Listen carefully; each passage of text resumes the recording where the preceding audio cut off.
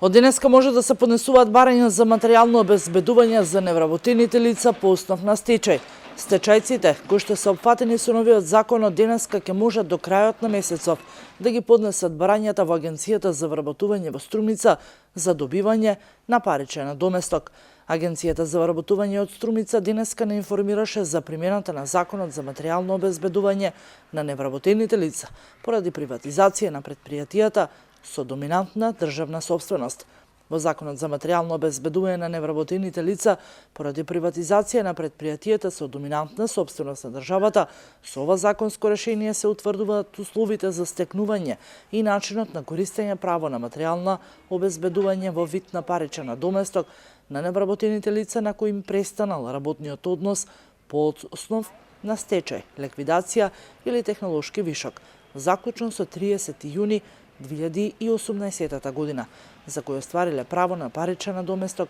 до 1 јануари 1995 година во предпријатијата со доминантна државна собственост. Надоместокот може да го користат невработени на возраст од најмалку 52 години за жени и 55 години за мажи со најмалку 15 години стаж во предпријатијата со доминантна собственост на државата, а таму работникот имал однос и му престанал по основ на стечај, ликвидација или технолошки вишок, заклучно со 30 јуни минатата година. Лицата треба да имаат остварено право на паричен надоместок по 1 јануари 1995 година,